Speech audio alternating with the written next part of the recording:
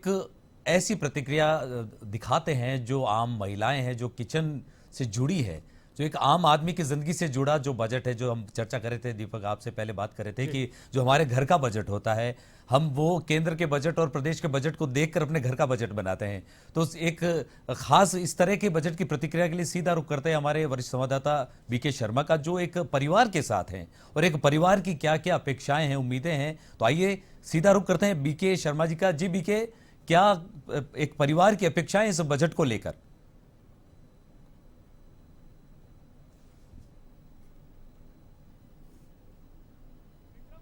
किसी भी बजट का यदि विश्लेषण करना है तो किसी परिवार से जरूर बात करें, क्योंकि परिवार यदि उन्नति करेगा या उसमें सुख समृद्धि आएगी तो यानी कि सरकार की जो योजनाएं हैं वो सफल हैं, उनका बजट सफल है। यदि किसी परिवार का बजट इस बजट से संवरता है और आगे बढ़ता है उनके वित्तीय स्थिति, तो ये इसी को हम जानने के लिए हमारे साथ एक पूरा परिवार है, जिसमें जो परिवार के अंदर सभी अलग अलग जो एज ग्रुप के लोग हमारे साथ हैं, जो अपनी इंडस्ट्री भी चलाते हैं, साथ ही अपने घर की जिम्मेदारी भी चलाते हैं, इनके पास अपने व्यापार की भी जिम्मेदारी है। जी जी। तो ये लोग सही मायने में बजट का क्या मायने होने चाहिए वो ये बता पाएंगे।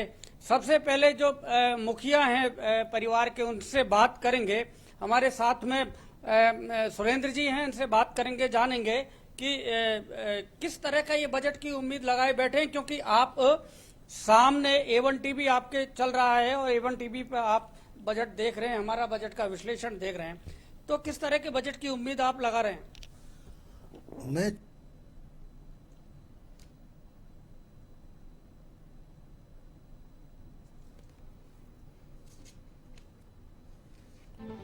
लगता है कोई तकनीकी दिक्कत की वजह से हमारा बीके से संपर्क नहीं हो पा रहा है, लेकिन आपको बता दें कि अब से कुछ देर में जो देश की वित्त मंत्री है निर्मला सीतारमण, वो अपने कार्यकाल का 5वां बजट और देश का 75वां बजट पेश करने जा रही हैं।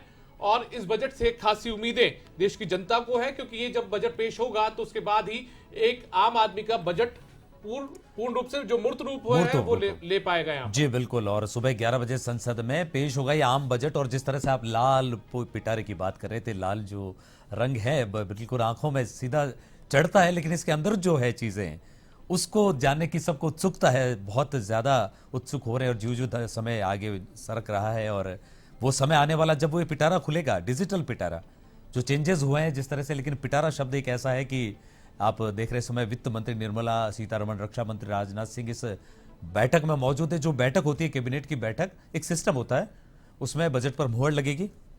तो आइए अब जो बीके शर्मा जी जिस तरह से परिवार से बात कर रहे थे, तो चलिए फिर से बीके शर्मा जी से जुड़ जाते हैं। जी बीके, आप बता रहे थे कुछ इस परिवार से चर्चा करके कि एक परिवार का बजट कैसा होना चाहिए।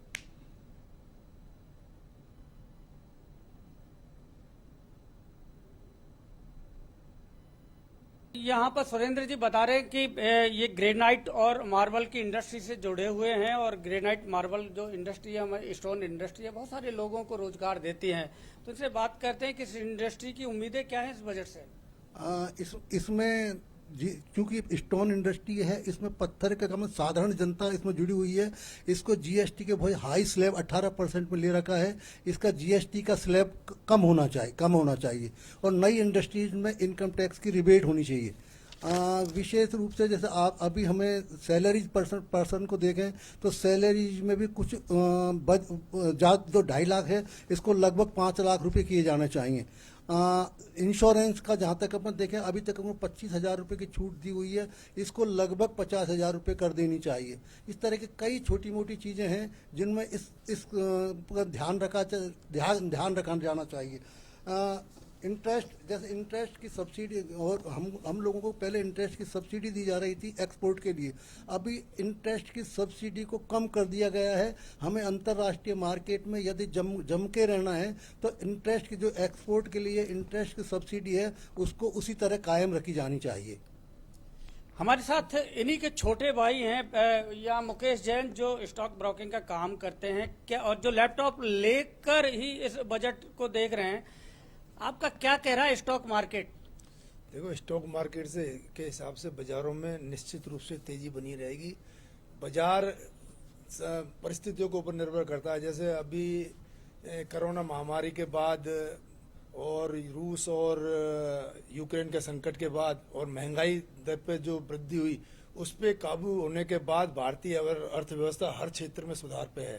तो इसका सीधा साधा उदाहरण है कि देखो जीएसटी कलेक्शन में हर महीने सेकंड हाईएस्ट कलेक्शन आया है, इनकम टैक्स के आंकड़ों में कलेक्शन आया है।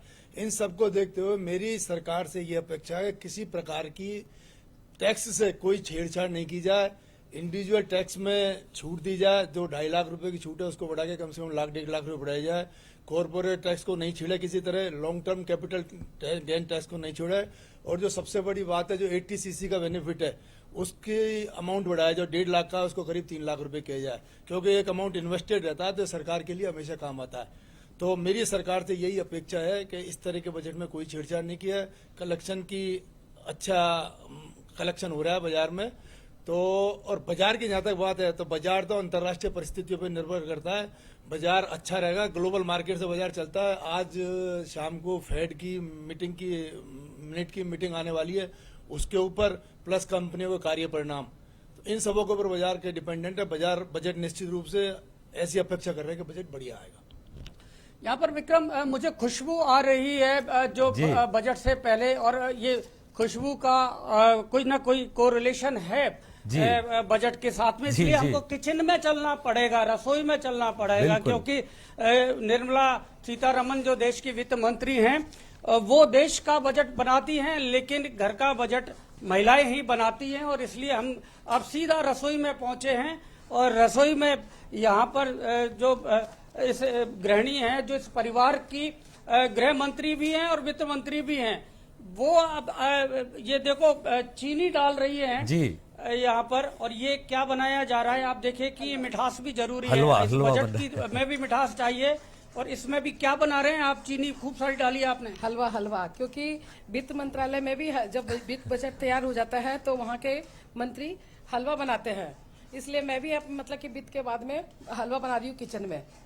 और हाँ, और मेरी एक सरकार से रिक्वेस्ट है कि महिला के सशक्तिकरण के लिए थोड़ा ध्यान दें, महिला के सुरक्षा के लिए थोड़ा ध्यान दें, और ग्रामीण महिलाओं के लिए थोड़ा स्वास्थ्य के लिए, इन सबों के लिए ध्यान दें। तो ये हलवा काफी सारा बनाया है आपने, और हलवा क्या आपने ये रिलेशन भी बता दिया कि बजट के साथ रिलेशन है? के साथ रिलेशन है, क्योंकि बजट जब तैयार की जाती है बजट मंत्रालय में भी हलवा ही बांटी जाती है, लोग वो खाते हैं वहाँ पे। इसलिए मैं घर पे भी घर की मुखिया मैं हूँ, बजट वित्त मंत्रालय की मुखिया मैं हूँ यहाँ की, इसलिए मैं यहाँ पे भी हलवा ही बना रही हूँ सबको खिलाने के लिए। तो बजट का जो लोग इंतजार करें उनके लिए भी ये हलवा बनाया जा रहा है यहाँ पर। तो आप देखेंगे कि एक परंपरा है कि जो बजट तैयार करते हैं वो सभी जो वित्त मंत्रालय के कर्मचारी हैं वो हलवा बनाते हैं, और हलवा बनाकर ये खिलाया जाता है। तो ये हलवा की रस्म होती है, बड़ी पुरानी परंपरा है। तो यहाँ भी जो बजट की तैयारी की जा रही है तो उसको लेकर यहाँ हलवा बनाया जा रहा है, आपने देखा है। अब हमारे साथ और भी लोग हैं, परिवार के सदस्य हैं, इनसे जानेंगे अलग अलग क्या होना चाहिए बजट में इस बार। हम गृहिणियाँ महंगाई से इतनी ज़्यादा परेशान हो गई हैं, तो मंत्री साहिबा से यही गुजारिश है कि महंगाई के लिए कुछ करें, जिससे हम कितना भी प्लान करें सब फेल हो जाता है महंगाई के चक्कर में। तो उसके लिए कुछ घर का महंगाई कम करनी चाहिए, सभी आमो खास की यही एक उम्मीद है। आप बताइए क्या होना चाहिए बजट में? मैं चार्टर्ड अकाउंटेंट हूँ, तो मेरे हिसाब से सरकार को ये करना चाहिए। 2013 से कोई भी स्लैब घटाई नहीं गई है। 2,50,000 की स्लैब को आज तक 2,50,000 रखा गया है। और जीएसटी में आरसीएम के लिए सरलीकरण जरूर चाहेंगे। असेसमेंट 5 साल से पेंडिंग है, वो इसीलिए पेंडिंग है कि डे बाई डे हैरेसमेंट बढ़ता जा रहा है डिपार्टमेंट का, उसके लिए भी कोई सरलीकरण करना चाहिए। तो as a chartered accountant limit बढ़नी चाहिए, 80C की लिमिट तो हर हालत में बढ़नी चाहिए इनको। आप बताइए क्या उम्मीद करते हैं बजट से? जरूर, मैं मितुल एक एमएनसी में दुबई में जॉब कर रहा हूँ। सो एज ए एनआरआई मैं बोलूँ, मेरे को लगता है कि करेंसी डीवैल्यूएशन का कुछ देखना पड़ेगा। इस वजह से मेरे बहुत सारे कलीग्स हैं जो इन्वेस्टमेंट रोक के बैठे हैं, क्योंकि करेंसी स्टेबिलिटी नहीं है। अगर स्टेबल हो जाए रुपी तो उसके बाद हम इन्वेस्टमेंट करना चाहते हैं, वो पेंडिंग है। तो उसका अगर कुछ करे निर्मला जी तो बेटर रहेगा। करेंसी में स्टेबिलिटी आनी चाहिए, बहुत ज़्यादा फ्लक्चुएशन है और इसकी वजह से परेशानी होती है। और भारतीय अर्थव्यवस्था को यदि मजबूत बनाना है तो थोड़ा रुपए को ऊपर करना होगा। आप देखेंगे कि यहाँ पर पूरा परिवार A1 टीवी पर ये हमारा बजट पूर्व ये विश्लेषण देख रहा है। तो A1 टीवी का जिस तरह का शानदार लेआउट है और जिस तरह से टीम ने मेहनत की है उसकी भी यहाँ पर ये सब लोग तारीफ कर रहे हैं। और यहाँ हम और लोगों से बात करेंगे, लेकिन आप देखेंगे कि बजट खुशनुमा होगा, ये इस तरह की उम्मीद है। और ये यहाँ टेबल जो है ना ये बता रही है कि जिस तरह से यहाँ पर मिठाइयाँ रखी हुई हैं, ड्राई फ्रूट्स रखे हुए हैं, तो इसलिए ये एक संकेत मिलते हैं कि बजट से काफी उम्मीदें हैं, शुभ संकेत है। आप बताइए कि क्या आप उम्मीद लगाए बैठे आप बजट से? मैं एक सैलरीड एम्प्लॉय हूँ। मैं चाहता हूँ निर्मला जी इस बात पे ध्यान दें कि हायर स्लैब जो अभी 10 लाख पे अटका के रखा है इन्होंने कई सालों से 30% के लिए, उसको बढ़ाया जाए। और कुछ एक इंपॉर्टेंट चीजें हैं जिसमें जीएसटी पे सरकार ध्यान दे, जैसे हेल्थ इंश्योरेंस आप ले रहे हैं तो उस पर भी जीएसटी दे रहे हैं, तो सरकार को इन चीजों पे जीएसटी को की दरें कम करनी चाहिए या हटाया जाना चाहिए। तो ये इनकी उम्मीदें हैं। आप बताइए क्या उम्मीद करते हैं इस बार बजट से?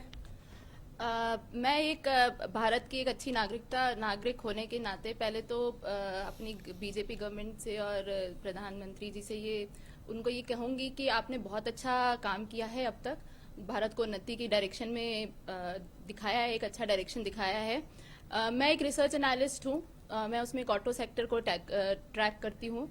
तो मैंने देखा है कि पिछले कुछ सालों में गवर्नमेंट ने अपने कार्बन फुटप्रिंट्स को कम करने के लिए ईवी की तरफ, इलेक्ट्रिक व्हीकल्स की तरफ बहुत बड़ा योगदान दिया है, बहुत पॉलिसीज निकाली हैं। मेरी ये उम्मीद है कि गवर्नमेंट उन पॉलिसीज को मेंटेन रखे और इन्वेस्टमेंट करे इस ओर, ताकि अच्छा इंफ्रास्ट्रक्चर बन सके हमारे पास।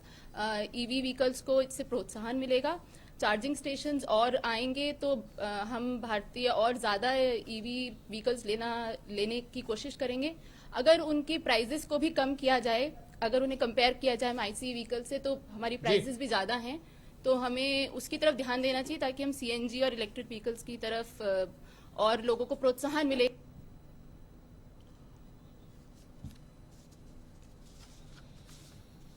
और हो ईवी के अभी कॉस्ट ज्यादा है, लेकिन ईवी सस्ता होना चाहिए। आप बताइए, आप राजनीति से भी जुड़े हुए हैं और भी हमारे साथ महिला प्रतिनिधि है जो महिला वित्त मंत्री से काफी सारी उम्मीदें लगाए हुए बैठे हैं। आपने महंगाई की बात की थी, इसके अलावा एक बड़ी जो समस्या है वो है महिला सुरक्षा, क्योंकि अभी भी इस मामले में सरकार को बहुत कुछ करना चाहिए। आप क्या कहते हैं, बजट में क्या होना चाहिए इस पर?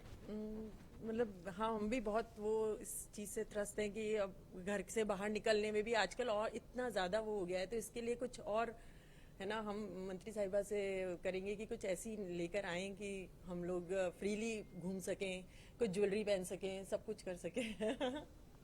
तो मुस्कुराहट आपकी बता रही है। आपने हलवा, बहुत ही स्वादिष्ट हलवा बनाकर सबको खिलाया है। आप बताइए कि थोड़ा हेल्थ की बात भी कर लेते हैं कि हेल्थ के सेक्टर में महिलाओं को क्या उम्मीद है, क्या होना चाहिए बजट में? बिल्कुल होनी चाहिए, महिलाओं के हेल्थ के लिए पूरी उम्मीद होनी चाहिए। जो अक्सर मतलब जैसे ग्रामीण महिलाओं के लिए हेल्थ के लिए वहाँ पे पूरी प्रावधान नहीं है मेडिकल का, तो वो ध्यान रखा जाए, तो ये चाहती हूँ मैं। हाँ, ग्रामीण क्षेत्र में हेल्थ की व्यवस्थाओं को और ध्यान रखा जाए। सुरेंद्र जी, आप क्या मानते हैं, क्या होना चाहिए, क्या हो सकता है आप थोड़े कुछ पलों बाद ही बजट में? नहीं, सबसे बड़ी तो जो अंतर्राष्ट्रीय मार्केट में टिके रहने के लिए फ्रेट सब्सिडी सबसे ज़्यादा आवश्यक है। पेट्रोल डीजल के भाव काफ़ी ज़्यादा हैं। जब तक जीएसटी पेट्रोल और पेट्रोल को जीएसटी में नहीं लाएंगे तब तक अंतर्राष्ट्रीय मार्केट में जो हम लोग जो माल भेजते हैं, तो जैसे जयपुर से और मूदला भेजते तो ज़्यादा खर्चा लगता है। जी जी बिल्कुल बीके, हम आपको एक बार रोकना चाहेंगे। जिस तरह से आप जयपुर से एक परिवार के साथ बात हो रही थी और रवि बिश्नोई बीकानेर से लगातार हमारे साथ जुड़े अन्नदाताओं को लेकर। जी रवि, फिर से आपके पास लौटते हैं और थोड़ी देर में बजट पेश होने की प्रक्रिया शुरू हो जाएगी। उससे पहले संक्षेप में अन्नदाताओं से फिर से कोई ऐसी बात जो वो चाहते हैं या उनकी उम्मीद है इस बजट से लेकर।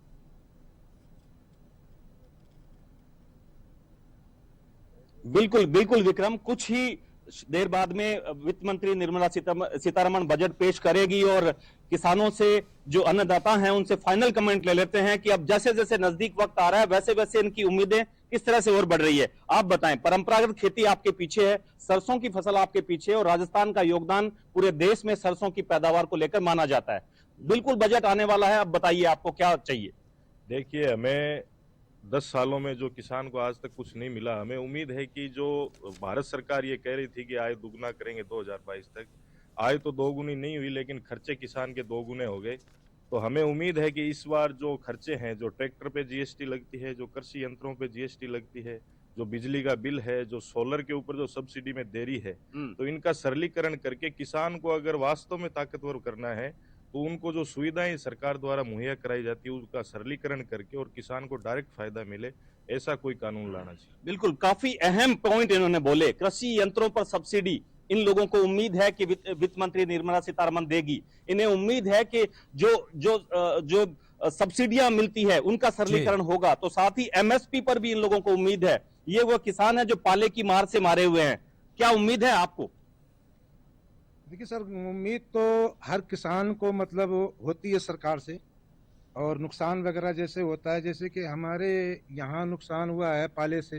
ये फसलें वगैरह गेहूं की हैं, सरसों की हैं, और ये हमारे घिया कद्दू वगैरह लगा हुआ है।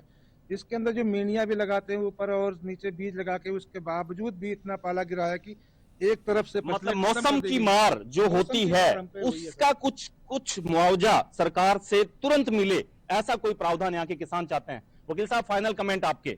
अन्नदाता को क्या चाहिए? बिल्कुल, अन्नदाता को राहत चाहिए। बहुत ज़्यादा नुकसान हुआ है किसानों का, पाले की वजह से नुकसान हुआ है। इसको तुरंत बीमा में लेके इसको और बीमा का प्रावधान बनाना चाहिए, और सरकार को इसको बीमा में सब्जी को शामिल किया जाना चाहिए। सब्जियों को भी शामिल किया जाना चाहिए, परंपरागत खेती फसलें उनको भी शामिल किया जाना चाहिए। और सबसे बड़ा पॉइंट आप वकील साहब कह रहे थे, लघु किसान सीमा, उसकी सीमा रेखा बढ़ानी चाहिए। जी बिल्कुल बढ़ानी चाहिए। दूसरा, यहाँ जो पश्चिमी राजस्थान की सबसे बड़ी खेती है वो ग्वार की फसल है, जो बिरानी इलाकों में सिर्फ बारिश से हो जाती है, और 80% जो बीजान होता है वो ग्वार का बीजान होता है। और सबसे दुर्भाग्य की बात यह कि जो ग्वार की फसल है वो एमएसपी में शामिल नहीं है, उसका न्यूनतम मूल्य निर्धारित नहीं है गवर्नमेंट का, जबकि ग्वार ने तो कईयों के बारे न्यारे किए हुए हैं यहाँ। जी बिल्कुल, और ग्वार कभी 30,000 से कभी 3,000 आ जाता है। इससे आम किसान का जो ग्वार का काश्तकार है उसको बहुत नुकसान होता है। तो उसे कम से कम जी बिल्कुल रवि, हम आपको यहाँ पर रोकना चाहेंगे एक बार। अन्नदाताओं से जो बात हो रही है, और अन्नदाताओं से सीधे फिर से चलते हैं अन्नपूर्णा की तरफ, एक परिवार की तरफ, जहां हमारे वरिष्ठ संवाददाता बीके शर्मा लगातार हमें उनके विचार से रूबरू करवा रहे हैं। जी बीके।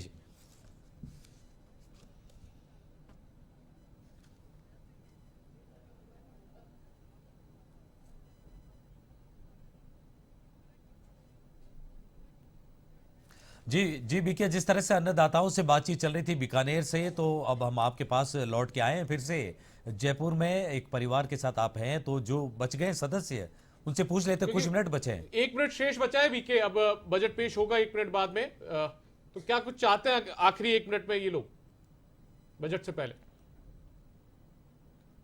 जी हाँ दीपक, मैं केवल यहाँ का एक माहौल बताना चाहूंगा कि यहाँ जिस तरह से यहाँ पूरा परिवार जमा है, और सामने आप स्क्रीन पर A1 टीवी पर आपको विक्रम जी को, और साथ ही जो बीकानेर से हमारे जो साथी हैं रवि बिश्नोई, उनका सीधा किसानों से वो बात कर रहे थे। तो अन्नदाता से लेकर और यहाँ अन्नपूर्णा का ये हमने पूरा सफर दिखाया कि किस तरह से बजट से उम्मीद है। तो यहाँ पर सुरेंद्र जी बात कर रहे थे, और बहुत ही गहन क्योंकि बहुत कम समय है, संक्षेप में आपसे जानना चाहेंगे कि जो आपने पेट्रोल डीजल को जीएसटी में शामिल होने की बात उठाई थी, क्या तर्क है इसके पीछे? पेट्रोल जीएसटी में अगर रेट कम होंगी तो हमारे फ्रेट्स कम हो जाएगा, सारे मार्केट की महंगाई कम हो जाएगी, अंतर्राष्ट्रीय मार्केट में हम टिके रहेंगे, हमारे रेट कॉस्ट कम हो जाएगी, कॉस्ट कम होगी, हमारा एक्सपोर्ट बढ़ जाएगा। इसलिए पेट्रोल और डीजल को जीएसटी सबके समान जीएसटी में लाना चाहिए। आप भी कुछ कहना चाह रहे थे? वर्तमान परिस्थितियों को देखते हुए वित्त मंत्री जी किसी तरह की न टैक्सेशन में छेड़छाड़ करे, न बजट में छेड़छाड़ करे, और कोई नए डिमांड मतलब न कोई नया कर लगाए न वापस ले, यही सबसे बढ़िया बजट होगा। तो क्योंकि यहाँ पर मुकेश जी स्टॉक मार्केट से जुड़े हुए हैं, इसलिए ये जानते हैं कि बजट में यदि छोटे से भी प्रावधानों पर उतार चढ़ाव कुछ आता है या संशोधन होता है, तो उससे शेयर मार्केट में भारी उथल पुथल मच सकती है। तो ये यहाँ पर उम्मीद लगाए बैठे हैं, और ये इनकी दुआएं भी हैं कि इस बजट में ज्यादा कर प्रावधानों पर कोई बदलाव ना हो, ज्यादा कोई छेड़छाड़ ना हो, सीधा सहज एक बजट होना चाहिए, ताकि शेयर बाजार